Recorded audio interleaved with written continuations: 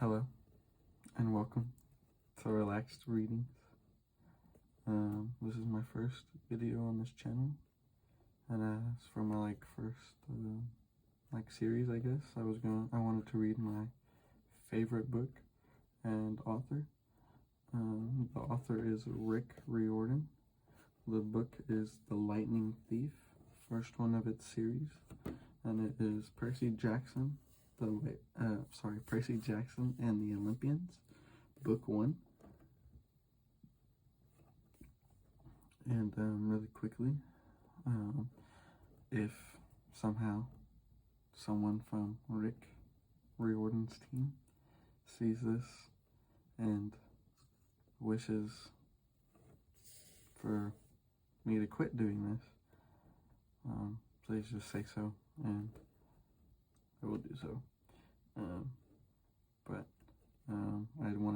I really enjoyed this book, so I really wanted to read it, and I am unable to reach out to the author to ask for permission, as he is no longer receiving fan mail or whatever, so hopefully no issues will occur. But I do know that they sell them at Walmart and Target and stuff, so if you'd like to purchase your own book, you're obviously more than welcome to do so. This is The Lightning Thief by Riordan. It is book 1. And Rick says, to Haley, who heard the story first. I'm not entirely sure who Haley is, but shout out her being able to hear it first. I couldn't even imagine being able to do that. This is the context. It tells you each chapter, the page that the chapter starts on, and what the chapter is called. We will be starting on chapter 1, page 1. I accidentally vaporized my pre-algebra teacher. Here we go. Page 1, chapter 1. Accidentally vaporize my pre-algebra teacher. Look, I didn't want to be a half-blood. If you're reading this because you think you might be one, my advice is close this book right now. Believe whatever lie your mom or dad told you about your birth and try to lead a normal life. Being a half-blood is dangerous. It's scary. Most of the time, it gets you killed in painful, nasty ways. If you're a normal kid, reading this because you think it's fiction, great. Read on. I envy you for being able to believe that none of this ever happened. But if you recognize yourself in these pages, if you feel something stirring inside you, stop reading immediately. You might be one of us. And once you know that, it's only a matter of time before they sense it too, and they'll come for you. Don't say I didn't warn you. My name is Percy Jackson. I'm 12 years old. Until a few months ago, I was a boarding student at Yancey Academy, a private school for troubled kids in upstate New York. Am I a troubled kid? Yeah, you could say that. I could start at any point in my short, miserable life to prove it, but things really started going bad last May when our 6th grade class took a field trip to Manhattan. 28 mental case kids and 2 teachers on a yellow school bus heading to a Metropolitan Museum of Art to look at ancient Greek and Roman stuff. I know it sounds like torture. Most Yancey field trips were, but Mr. Bruner, our Latin teacher, was leading this trip, so I had high hopes. Mr. Bruner was this middle-aged guy in a motorized wheelchair. He had thinning hair and a scruffy beard and a flayed tweed jacket, which always smelled like coffee. You wouldn't think he'd be cool, but he told stories and jokes and let us play games in class. He also had this awesome collection of Roman armor and weapons, so he was the only teacher whose class didn't put me to sleep. I hoped the trip would be okay. At least, I'd hoped that for once I wouldn't get in trouble. Boy, was I wrong. See, bad things happened to me on field trips. Like at my 5th grade school, when we went to the Saratoga battlefield, I had this accident with a Revolutionary War cannon. I wasn't aiming for the school bus, but of course, I got expelled anyways.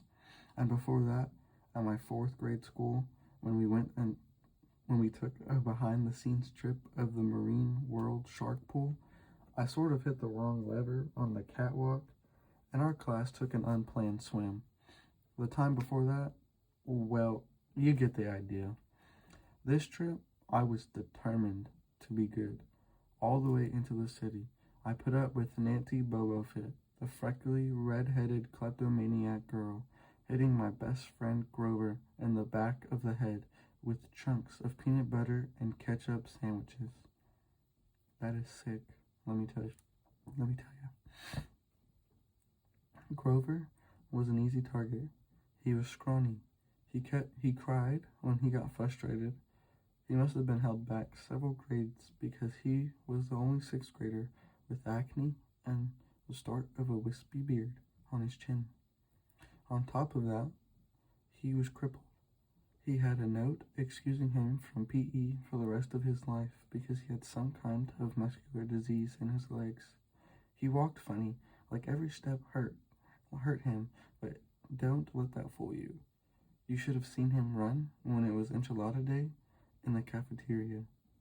Anyway, Nancy Bobofit was throwing wads of ketchup that stuck in his curly brown hair, and she knew I couldn't do anything back to her because I was already on probation. The headmaster had threatened me with death by in-school suspension.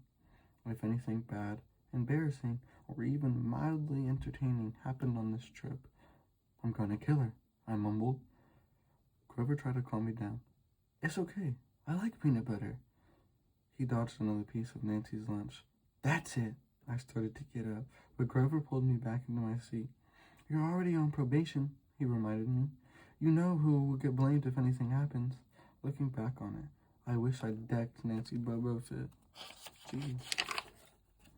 Right then and there, in-school suspension would have been nothing compared to the mess I was about to get myself into. Mr. Brunner led the museum tour. He rode up front in his wheelchair, guiding us through the big echoey galleries, past marble statues and glass cases full of really old black and orange pottery. It blew my mind that this stuff had survived for 2,000, 3,000 years. He gathered us around a 30-foot tall stone column with a big sphinx on top and started telling us how it was a grave marker, a stele, for a girl about our age. He told us about the carvings on the sides. I was trying to listen to what he had to say because it was kind of interesting, but everybody around me was talking, and every time I told him to shut up, the other teacher chaperone, Miss Dodds, would give me the evil eye. Miss Dodds was this little math teacher from Georgia who always wore a black leather jacket, even though she was 50 years old. She looked mean enough to ride a Harley right into your locker. She had come to Yancey halfway through the year when our last math teacher had a nervous breakdown. From her first day, Miss Dodds loved Nancy Bobofit, and I figured I was devil spawn. She would point her crooked finger at me and say, "Now, honey," real sweet, and I knew I was going to get after-school detention for a month. One time, after class, she'd made me erase answers out of an old math workbooks until midnight. I told Grover I didn't think Miss Dodds was human. He looked at me real serious and said, "You're absolutely right." Mr. Brunner kept talking about Greek funeral art. Finally, Nancy Bobofit snickered something about the naked guy on the stele, and I turned around and said, "Will you shut up?" It came out louder than I meant it to. The whole group laughed. Mr. Brunner stopped his story. "Mr. Jackson," he said. "Did you have a comment?" My face was totally red. I said, "No, sir." Mr. Brunner pointed to one of the pictures on the stele. "Perhaps you tell us what this picture represents." I looked at the carving and felt a flush of relief because I actually recognized it. That's Kronos eating his kids, right? Yes, Mr. Brunner said, obviously not satisfied. And he did this because? Well, I racked my brain to remember. Cronus was the king god, and God? Mr. Brunner asked. Titan, I corrected myself. And he didn't trust his kids who were the gods, so, Cronus ate them, right? But his wife hid baby Zeus and gave Cronus a rock to eat instead. And later, when Zeus grew up, he tricked his dad, Cronus, into barfing up his brothers and sisters. Ew, said one of the girls right behind me. And so there was this big fight between the gods and the Titans, I continued, and the gods won. Some snickers from the group. Behind me, Nancy Bobofit mumbled to a friend, like we're ever going to use this in real life, like it's going to say on your art job application, please explain why Cronus ate his kids. And why, Mr. Jackson? Brunner said. To paraphrase Miss Bobofit's excellent question, does this matter in real life?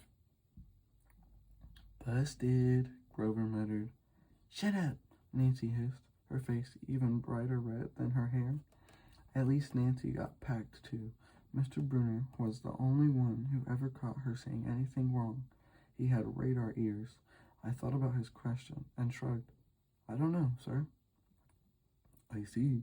Mr. Brunner looked disappointed. Well, half credit, Mr. Jackson. Zeus did indeed feed Cronus a mixture of mustard and wine, which made his kids disengorge his other 5 children, who, of course, being immortal gods, have been living and growing up completely undigested in the Titan's stomach. The gods defeated their father, sliced him into pieces with his own scythe, and scattered his remains in Tartarus, the darkest part of the underworld. On that happy note, it's time for lunch. Miss Dodds, would you lead us back outside? The class drifted off, the girls holding their stomachs, the guys pushing each other around and acting like doofuses. Grover and I were about to follow when Mr. Brunner said, Mr. Jackson? I knew what was coming. I told Grover to keep going. Then I turned toward Mr. Brunner. Sir? Mr. Brunner had this look that wouldn't let you go, intense brown eyes that could have been 1,000 years old, and had seen everything. You must learn the answer to my question, Mr. Brunner told me. About the Titans? About real life, and how your studies apply to it. Oh, what you learned from me, he said, is vitally important. I expect you to treat it as such. I will accept only the best from you, Percy Jackson. I wanted to get angry. This guy pushed me so hard. I mean, sure, it was kind of cool on tournament days when he dressed up in a suit of Roman armor and shouted, "What ho!" and challenged us, sword point against chalk, to run to the board and name every Greek and Roman person who had ever lived, and their mother, and what god they worshiped. But Mr. Brunner expected me to be as good as everyone else, despite the fact that I have dyslexia and attention deficit disorder, and I had never made above a C- in my life. No, he didn't expect me to be as good. He expected me to be better. And I couldn't learn all those names and facts, much less spell them correctly. I mumbled something about trying harder, while Mr. Brunner took one long, sad look at the stele, like he'd been at this girl's funeral. He told me to go outside and eat my lunch. The class gathered on the front steps of the museum, where we could watch the foot traffic along 5th Avenue. Overhead, a huge storm was brewing, with clouds blacker than I'd ever seen over the city. I figured maybe it was global warming or something, because the weather all across New York State had been weird since Christmas. We'd had massive snowstorms, flooding, wildfires from lightning strikes. I wouldn't have been surprised if this was a hurricane blowing in. Nobody ever seemed to notice. Some of the guys were pelting pigeons with Lunchable crackers. Nancy Bobofit was trying to pickpocket something from a lady's purse, and of course, Miss Dodds wasn't seeing a thing. Grover and I sat on the edge of the fountain, away from the others. We thought maybe if we did that, everybody wouldn't know we were from that school, the school for loser freaks who couldn't make it elsewhere. Detention? Grover asked. Nah, I said. Not from Brunner. I just wish he'd laid off me sometimes. I mean, I'm not a genius. Grover didn't say anything for a while. Then, when I thought he was going to give me some deep philosophical comment to make me feel better, he said, "Can I have your apple?" I didn't have much of an appetite, so I let him take it. I watched the stream of cabs going down Fifth Avenue and thought about my mom's apartment, only a little ways uptown from where we sat. I hadn't seen her since Christmas. I wanted so bad to jump in a taxi and head home. She'd hug me and be glad to see me, but she'd be disappointed too. She'd send me right back to Auntie and remind me that I had to try harder, even if this was missing school in 6 years, and I was probably going to be kicked out again. I wouldn't be able to stand that sad look she'd give me. Mr. Brunner parked his wheelchair at the base of the handicapped ramp. He ate celery while he read a paperback novel. A red umbrella stuck up from the back of his chair, making it look like a motorized cafe table. I was about to unwrap my sandwich when Nancy Bobofit appeared in front of me with her ugly friends. I guess she'd gotten tired of stealing from the tourists and dumped her half-eaten lunch in Grover's lap. "Oops," she grinned at me with her crooked teeth. Her freckles were orange, as if somebody had spray painted her face with liquid Cheetos. I tried to stay cool. The school counselor had told me a million times, "Count to 10, get control of your temper." But I was so mad, my mind went blank. A wave roared in my ears. I don't remember touching her, but the next thing I knew, Nancy was sitting on her butt in the fountain screaming, "Percy pushed me!" Miss Dodds materialized next to us. Some of the kids were whispering, "Did you see the water? Like it grabbed her?" I didn't know what they were talking about. All I knew was that I was in trouble again. As soon as Miss Dodds was sure poor little Nancy was okay, promising to get her a new shirt at the museum gift shop, etc., etc., Miss Dodds turned on me.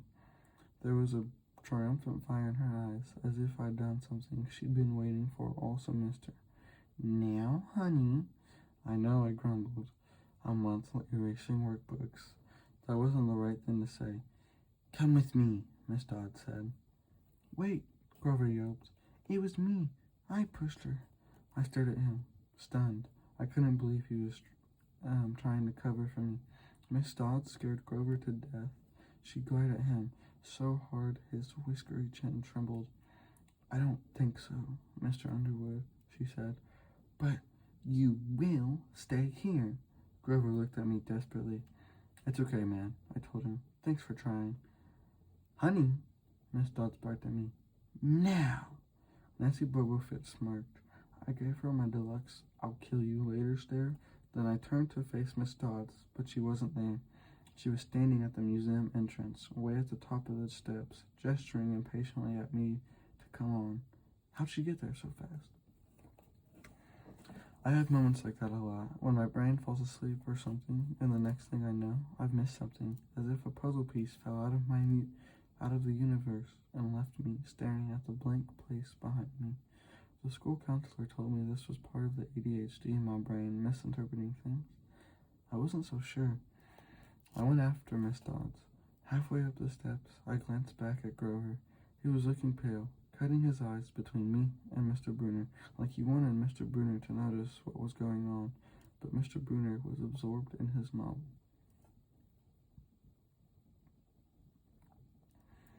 I looked back up. Miss Dodds had disappeared again. She was now inside the building, at the end of the entrance hall. Okay, I thought, she's going to make me buy a new t-shirt for Nancy Bobo at the gift shop. But apparently that wasn't the plan. I followed her deeper into the museum. When I finally caught up to her, we were back in the Greek and Roman section. Except for us, the gallery was empty. Miss Dodds stood with her arms crossed in front of her, a big marble frieze of the Greek gods. She was making this weird noise in her throat, like growling. Even without the noise, I would have been nervous. It's weird being alone with a teacher, especially Miss Dodds. Something about the way she looked at the frieze, as if she wanted to pulverize it.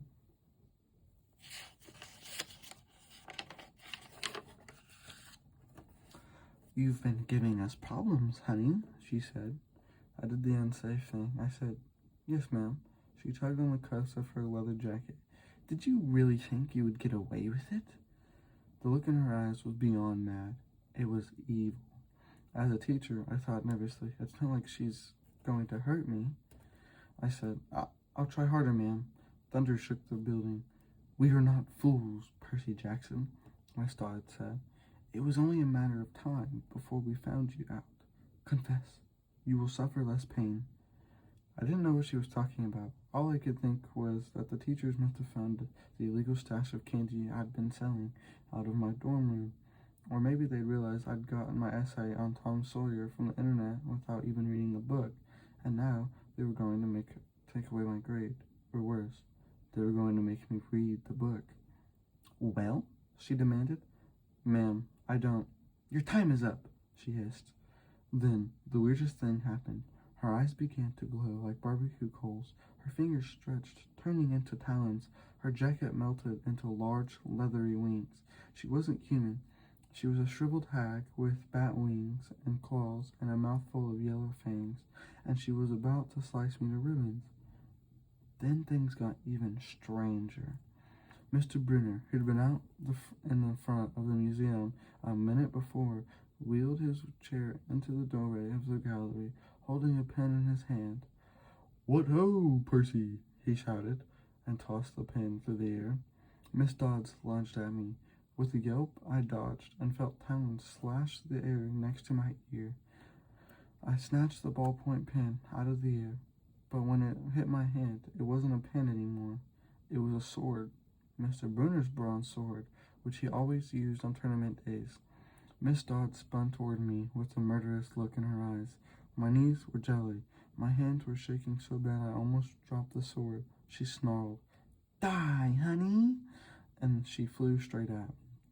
Absolute terror ran through my body. I did the only thing that came naturally. I swung the sword. The metal blade hit her shoulder and passed clean through her body, as if she were made of water. Hiss! Miss Dodds was a sandcastle in a power fan. She exploded into yellow powder, vaporized on the spot, leaving nothing but the smell of sulfur and a dying screech and a chill of evil in the air, as if those two glowing red eyes were still watching me. I was alone. There was a ballpoint pen in my hand. Mr. Brunner wasn't there. Nobody was there. My hands were still trembling. My lunch must have been contaminated with magic mushrooms or something. Did I imagine the whole thing? I went back outside. It had started to rain. Grover was sitting by the fountain, a museum map tinted over his head. Nancy Bubblefit was still standing there, soaked from her swim in the fountain, grumbling to her ugly friends. When she saw me, she said, I hope Miss Kerr whipped your butt. I said, Who? Our teacher. Duh. I blinked. We had no teacher named Miss Kerr. I asked Nancy what she was talking about. She just rolled her eyes and turned away. I asked Grover where Miss Dodds was. He said, Who? But he paused first, and he wouldn't look at me, so I thought he was messing with me. Not funny, man, I told him. This is serious. Thunder boomed overhead. I saw Mr. Brunner sitting under his red umbrella, reading his book as if he'd never moved. I went over to him. He looked up, a little distracted. Ah, that would be my pen. Please bring your own writing utensil in the future, Mr. Jackson. I handed Mr. Brunner his pen, and I hadn't even realized I was still holding it.